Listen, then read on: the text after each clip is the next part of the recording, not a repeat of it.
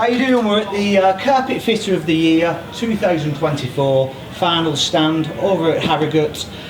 We're with this year's winner, Richard Long. Richard, congratulations. Thank you. How does it feel, Richard, to be 2024 Carpet Fitter of the Year winner? Relieved. This is elated.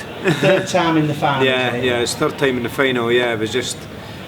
I feel good, to be honest with you. I feel like You've only entered third time, so every time you've entered, you've made the finals. Yeah, I have. Yeah, felt a bit different this year to previous years.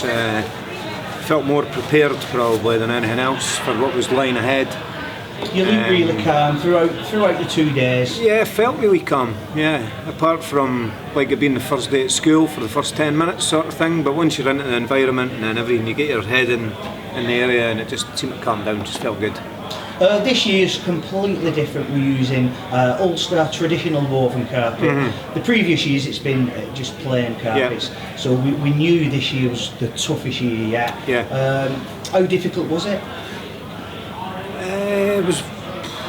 It was very difficult, to be honest with you, in that environment, to just make sure that everything was like you guys needed to be spot on, and I knew that. So it was a lot of thinking involved on the technical side, and just try to remember everything as you go. You know what I mean? It was like, and then also trying not to overthink things as you're working, because that can spoil it for you if you try and overthink, you know, or when you do overthink you kind of make mistakes. So I tried to keep it just basic, get the pattern set, and just work from there, you know, and just kind of try and enjoy it, you know, rather than feel the pressure and feel like any other. Do you work a lot with woven stuff? Are you familiar? Not with as much as what I would like to. I work a lot with a lot of the new polypropylene wovens, which you can't, personally, I don't think you can really compare to a traditional wool woven. You know what I mean? You're just working with a good material when it's the wool, you know, with the woven sort of pattern and that on it. And it's, I just enjoy it.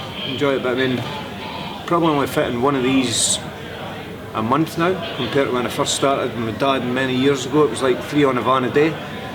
So I had a bit of groundwork with it, but I mean, I've done some big jobs, big commercial contract jobs with woven carpets, but never in an environment like this, you know. So it's always been big areas that we've been putting down with it. So I come into a small area like this and know that everything has to be matched up, and yeah, it was a bit challenging, but I think that's the reason it's fit at the final of the year. You know, it made it a bit different, didn't it? And a bit more, a bit more challenging, which was not unexpected. You know, after the 1-2 years ago where we just had a basic day, and you know, because of what happened, obviously leading up to it. But I enjoyed it. Yeah, it was good. The double stick part. Did you pre-plan what you was going to do, or did you just play it by ear as the day went on? No, I'd pre-planned it. I'd pre-planned that because obviously we get our briefing and we get told what's expected. So I'd had a couple of shots at that just to get my head where it needed to be for going into the area, you know. So I knew what I was needing to do, and it was just a case of executing it on the day, really, which I felt I did pretty well. So. What were the materials like to work with? Like you've got Ulster in the main day, Corma in the double stick. The Corma's just the usual. I mean, it was good. Found the row good on it, and it was easy to work with. The Ulster, I mean, it was good as well. It was really nice to work with, but you've just got to have the confidence to know that you can work with it. And I think you could maybe like not have the confidence with that stuff, and it'll beat you. But if you've got the confidence, then it's just like working with any other carpet, wasn't it? It was really soft as well, which I was quite happy about on the width, because sometimes when you tuck in on the width it can bubble up and stuff like that, but no, it was really good. It was a really nice material, like, yeah. Because you got sent a briefing of what you were going to do in the finals a couple of months ago, did you have a game plan? How did you approach it? Did you know what you was going to do? You do, but then once you get into the area, all your game plan kind of just disappears, and you just go by experience, I think. You know, and you rely on that. That's what I feel anyway. You know, when I come into these things, you know, I mean, you can pre-plan in your head, but once you get into that area and you're doing it, it's like I go into autopilot, to be honest with you. You know, it's just the experience, maybe 35 years fitting, that kicks in. You know, and it just takes you over the line, really. Yeah, I mean, you try not to overthink it. You know, you just let it go and just go with what you're get on with it. Yeah, basically, yeah. The judges' challenge, you got sent a piece of tartan, a piece of pin dot, and you got told to make a waistcoat. How difficult was that? Difficult.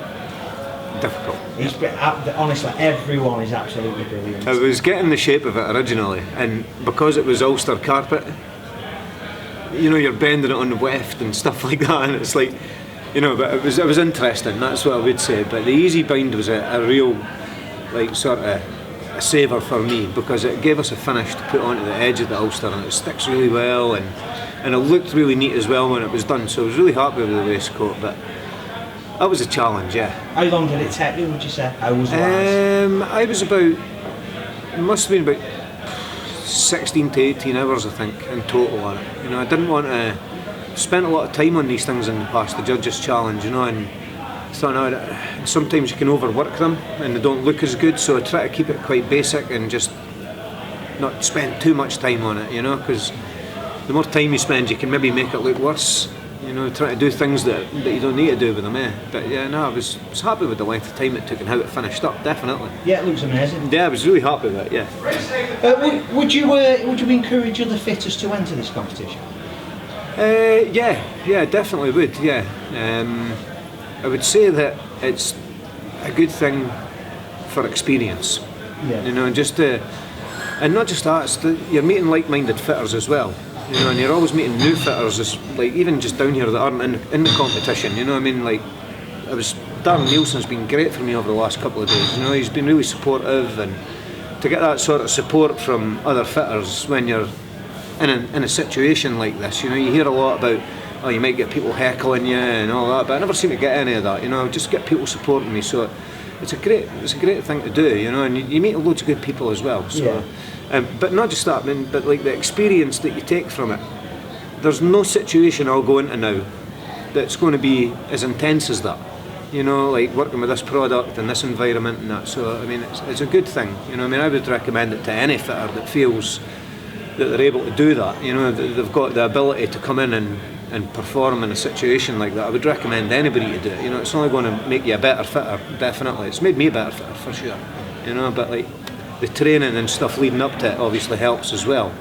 Going down to FITA and stuff like that with Steve Ramsden. So I mean, it's been great. You know, I mean, he's been a bit of a mentor to me. I know he's not involved anymore, but it's for him as well. You know, because he's the one that got me involved and gave me the confidence that I was a good enough fitter to actually go on and win, which I have. So I mean, I've got to take a lot from him. You know, definitely.